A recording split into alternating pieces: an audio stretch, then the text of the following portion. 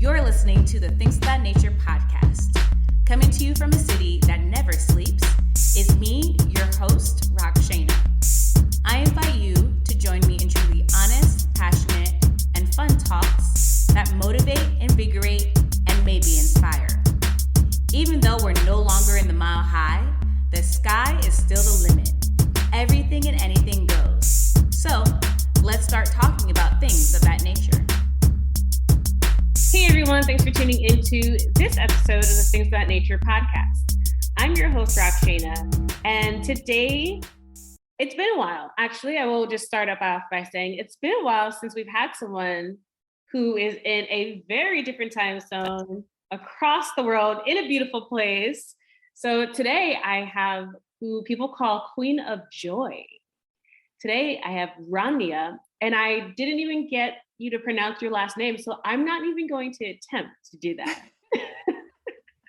It's Sakata in Japanese. I married a Japanese guy over 20 years ago, and before that I had the most common name, Miller, and now I'm the only one, I think, on the whole planet with that name, so that's kind of cool. Oh, all right. So Ronja Sakata. Did I say that right? Oh, nice. So hi, thanks for joining us. Thank you for having me. So cool. I love that this is even possible, 20 years ago when I met my husband, there was no Skype, no FaceTime, just nothing. We had to phone call and pay a fortune for like 20 minutes of talking. Oh, I bet. Yeah, the times have changed. Yes, really, really. And it got so easy. And back then you needed a production team and a whole truck of equipment for doing a live broadcast, and now you have your phone. It's really cool. Yeah, now it's just a phone. So I know where you are, so tell everyone where you are. I live in Zurich, Switzerland. That's the biggest city of the country, and it's so tiny that all Americans who live in big cities, or like compared to Tokyo, it's just laughable that this is the biggest city. It's like a village compared to where you live, but it's the biggest city, and we are very proud of that. And Switzerland is so tiny. I think you could fit that into one, I don't know, like it's really tiny. It's 300 kilometers wide, and Okay. So Switzerland sounds like, wow, this is this big country with the beautiful places, but it's actually a really tiny needle point on the globe. All right. But it's a place to go, guys. It's on my list of places to go. So yes, please visit. I will show you the cool places where no tourists are hanging around, because there are places where you're like, oh wow, so many foreigners. Where are the Swiss people? I want to see the locals. Yes, that makes sense. So why do they call you Queen of Joy? I love that you're called Queen of Joy. I wish I had thought about that first, but why do they call you Queen of Joy? I was attending a retreat in Portugal with all kind of English-speaking ladies from Europe, and they started to call me that after 2 days or so. And I was like, wow, I will write that on my business card, because joy is really super important for me. That's an intention I have for every day, because we don't have a guarantee for tomorrow. It's just a fact. And that's really my motivation to have joy for myself, but also spread it, around, compliment somebody I see like wearing a bright pink blazer, and just having fun every day and creating joy. That's my intention. That's the intention. So, have fun, create joy, and actually do it. A lot of people say it, but they don't. It's more like just something they say. They're not having a good time. They're not being complimentive. They're just saying it because it's a trend. Is it the trend, really? People say things. It's because we're in this, that's what I'm finding.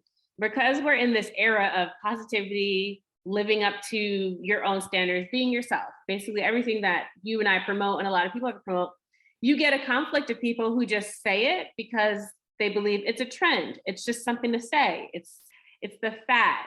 But really, it's a true thing. You obviously live it by that, which is why people started calling you that. Where there are others that don't, and kind of sucks for them, I guess. Yeah, and it's it's like kind of hard work. One coaching client of mine, he was like, this stuff you are telling me to do, it works, but it's hard, like getting sore muscles when you work out all of a sudden, or body parts you haven't trained. And then it gets easier and easier, I think, and then it gets second nature, and it's just who you are. But to change, kind of, I don't think you should change anyway. You should just accept and love yourself how you are. But I think like being nice or kind or more open to starting conversations, you can train that if you want. You don't have to. Right. How did you get into coaching? I'm a trained food engineer. That was what I was. I was studying that back in the days, and I did a teacher degree with that to teach later, maybe when I'm a mom or something. I thought, and then I started a Japanese salad dressing company for a Japanese guy who was my husband's first boss. He asked me, would you produce this salad dressing we have in our restaurant? And people love it. And I don't have a clue how to produce it for bringing it to the fancy gourmet stores. So I did that. And then he said, I don't have the funds for paying 2 salaries. I had a guy producing the sauce and I was doing the marketing and all the other stuff. So then I was looking for a part-time job, and I was like, well, I have this teacher degree. I'm super young. So like the gap between these teenagers and me is maybe a little small. But they took me in this professional school that's kind of unique in Switzerland. You work at the company, at the chocolate factory or at the pasta factory or the potato chips factory, and you come to school regularly to have a test in school and test in the factory, and then you're a professional food technologist. So that was what these teenies were doing, and I loved teaching them, and I got into coaching there first, and then it merged into my normal life, and with time I was like, well, my whole mindset is something people could use, even though in Switzerland, we live in paradise, we have high salaries and we have everything we need, healthcare, but people are so grumpy and like, so I started to bring joy to Switzerland, and now my aim is to reach millions with time. That's awesome. I like how it kind of just one thing led to another, and with you helping one person, then helping another person, then before you know it, it's a big thing. Yeah, and I booked a very expensive coaching in the States, and this coach was so lovely and saved me like 2 years of, I thought I need another degree. That's something Swiss people love, degrees and papers and like I did this certificates. And she said, no, you just start, you write down an outline and sell it and check out if people are you're ready. She pushed me to be ready, and that was the best thing ever. And I tried things out, and like you develop your own style and your curriculum, and that's what happened in the last years. That's neat. Now, what would you say is the hardest thing you've experienced being a coach? When I am in the coaching, I just love it. I can't think of anything. I think first, I don't want to convince somebody you need coaching, but like if you see somebody and it was like, come on, please open up to change things. And then in my circle of friends, or I have one friend and she was very impatient with her other friends, like, we are over 40 and now it's not, like we should get our shit together and just change things instead of complaining. So like attracting the perfect clients where you can help the best. I need to learn to love marketing. Can I say it like that way? You can, and I 100% agree with you. But if somebody's ready and want to work with you, it's just the coolest thing ever. It makes it easier. I think, when someone says, hi, here I am, I need the help, versus someone where you see, hey, they could use my help. They can use a lot of my tools. And they're kind of on the fence. They're like, yes, maybe not so much. Fully convincing, not convincing, but like you said, like showing them, hey, these are the things that can help you. And that's where it's like, ooh, okay, you would do so great if you did. Yeah, but I mean, I myself don't like to be pushed and I have to decide myself like a toddler, I want to do it myself. So yeah, people appear when they're ready. That's totally fine. And then the magic really can happen, right? Because the transformation has to happen within you and not the coach is doing it for you. Right. Now, what kind of clients do you typically have? It's so interesting, because I was teaching at this professional school for 12 years and I met 800 people there and I had a good time with these youngsters and they are older now, because they are around 30 or the youngest are around 25. So a lot of them come back to me. That's so cool. Like, oh, I see what you do. We are connected on Facebook. And so every round of my mastermind I did for many years was one former student, even a guy that was so cool, and of course, if you want to do personal development and at a young age, there must be some trigger, something where you nearly died or something, like to decide, I want to take this journey by the horns, even though you could just play around and think life goes on forever. Mm-hmm. And then I have also like my oldest client was 60 and she is a business owner and she thought like, I need more joy. I need more easiness in my business. Otherwise it's just not fun. And I'm 60, so why shouldn't I have more fun? So it's a big range. And then some clients have little kids, and our daughter is 11. So it's kind of the teething sleepless nights are over, but I still can relate. So like taking care of yourself with toddlers is the hardest thing, but it's a necessity. And then some clients don't have kids. So I love the variety. And in the end, I think it's the same, taking care of ourselves, building the mindset, which is helpful for just enjoying today and tomorrow and having big dreams while you're enjoying today. So it's kind of everybody can. I mean, I'm for such a long time now on this journey and I love every exercise. You can journal about your vision every day if you want. And it's exciting and fulfilling. So it's a never-ending story, I guess. Okay, nice. So your mission and your coaching method is basically who you are, which I like how that transcends to, the joy. Enjoying every moment, helping someone find a moment of their own enjoyment and growing that way. Because honestly, when you think about it, yeah, that makes sense. If you're not enjoying a moment, then how are you being your best authentic self if you're just grumpy? Unless that is who you are. Yeah, and if you're like, I'm just a grumpy person and I'm so honest, that's just who I am, and you just tell, I hate your shirt, it's ugly, that's not honest and authentic, that's just you're an asshole, like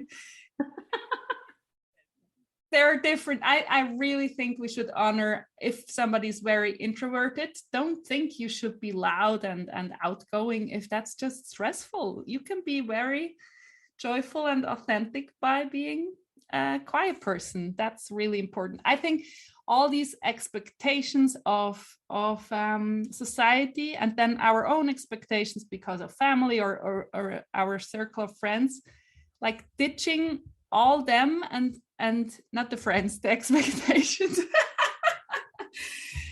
And really think what's important to me, like what, for example, my husband, first when he arrived, we married very young, very young.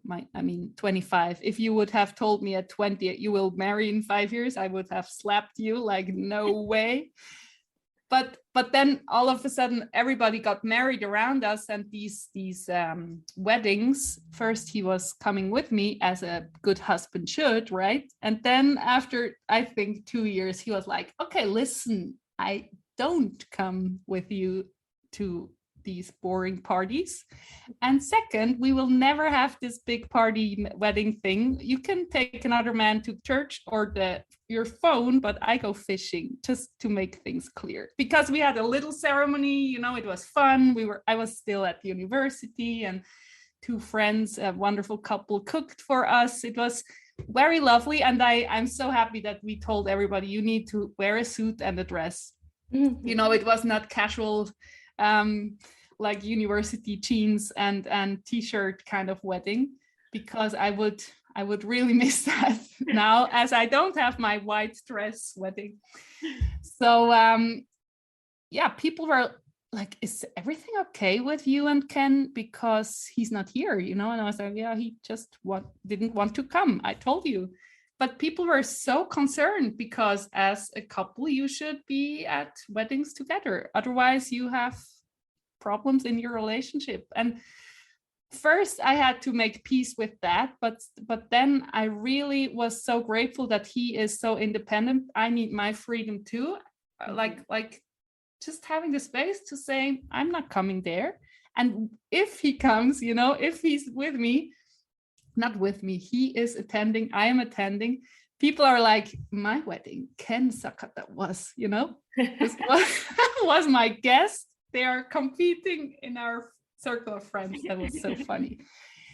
But breaking rules, it's not a bad thing to break the rule that you shouldn't attend a party. You just don't want to be there. And I don't have to take care of a grumpy guy who is my husband. I can enjoy myself and dance all night, and that's so cool. But I learned that from him, to just say, no, I'm not coming, but I wish you the best time. It's not like, oh, stay with me at home or something like that. I like that. I like the finding the independence, but like you said, breaking the rules just because it's not the society norm. And you were perfectly fine, happy, doing your thing. And I bet he was having a blast fishing, yes, having to deal with all the wedding shenanigans. And you enjoyed yourself. You guys enjoyed yourself, came home at the end and talked about your day. So it's that absolutely. aspect of being individual when you're individual, bringing it together when you're together, and not just doing what's expected or you're supposed to do, air quoting. And that's with so many topics.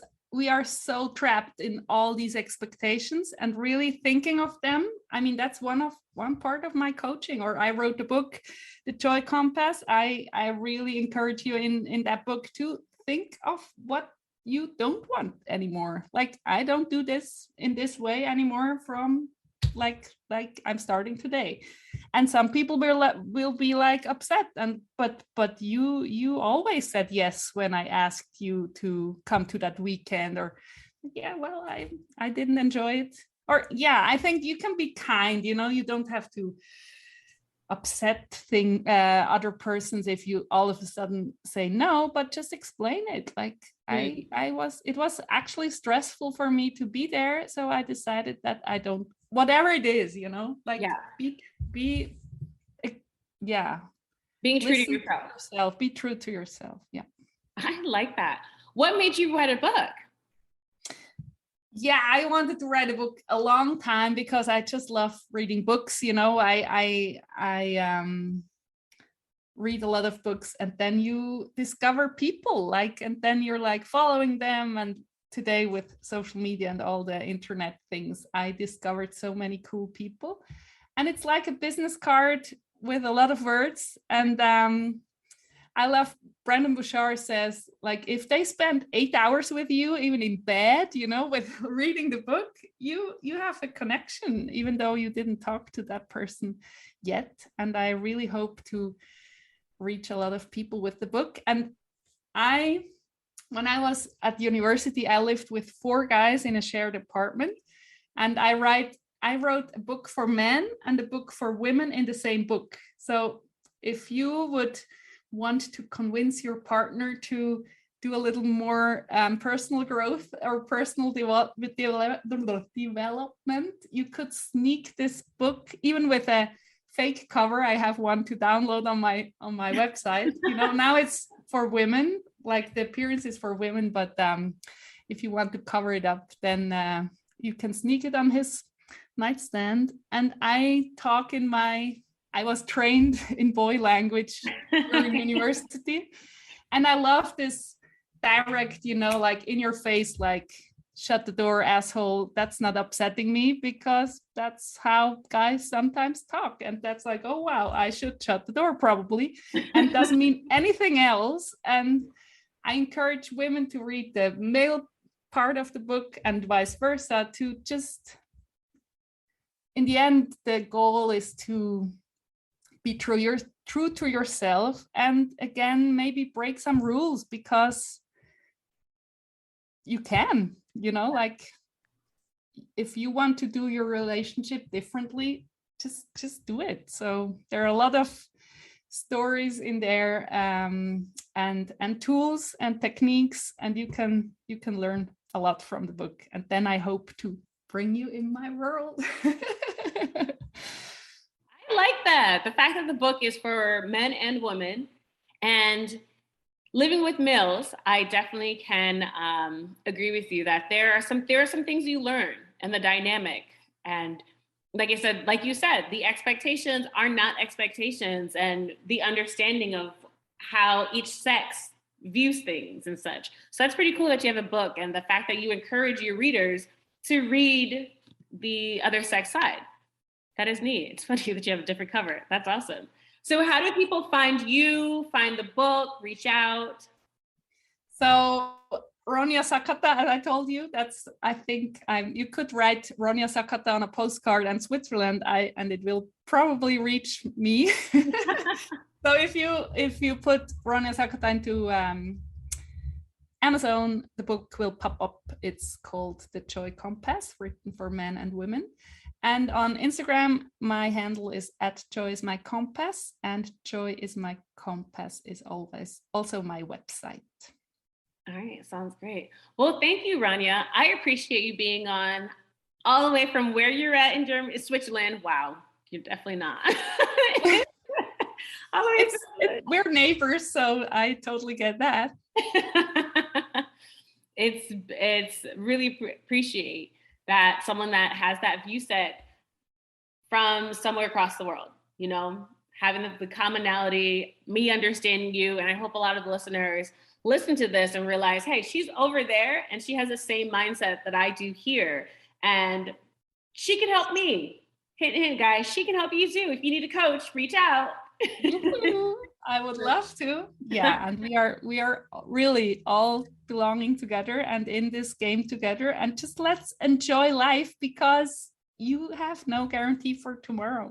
I was attending too many funerals in my life, and I really know the fact it can be over in a second, and that really made me focus on having a joyful day today and be fully present with you now. It's so exciting to me, and I'm fully here. I'm not thinking of yesterday or the next half an hour. I'm here and I'm taking it all in, and I'm enjoying it so much. That brings more joy in your life if you do that, if you focus on that. Yes, that's something too, like having that joy, but also focusing in the present moment, where you are, who you're with, what you're doing. When you leave that moment, focus on the next moment rather than thinking about 5 million moments at once. And that, I think, brings the stress to someone when you're focusing on too much rather than enjoying, focusing, and putting all your attention in that one space. Yeah, and like you can't change the past right now, but you can totally get lost there, and you can get lost in the future. So it's a balance, and you will figure it out. I love it. Joy is the compound. Joy is the compound. It really is. If you focus on that, like what brings me joy, like going home or staying at the party, this brings me more joy. So do that. That's why I mean the compass. You can you can always ask yourself questions and act accordingly. Wow. I really enjoyed talking to Ronja. It was awesome. Like, I wish you guys could see the positivity and the joy coming off of her. We're just audio, but I see her on, the Zoom. And she has a lot of like great thoughts, and her process makes sense. It makes sense to me. I hope it makes sense to you. Living in the moment, be joyful, be positive, go against the expectation if that's what you want to do. Just be you, man. Just be you. I think it really just comes down to that. Be you, be your authentic, positive self, and have a good time. It was great. It was great. I'm your host, Rockshana. Today's guest was Ronja Sakata. Be sure to tune in each week for a new episode, and remember, everything and anything goes. The sky's the limit. Music for the Things That Nature podcast is an original track by Jared Sacramento called Dosage.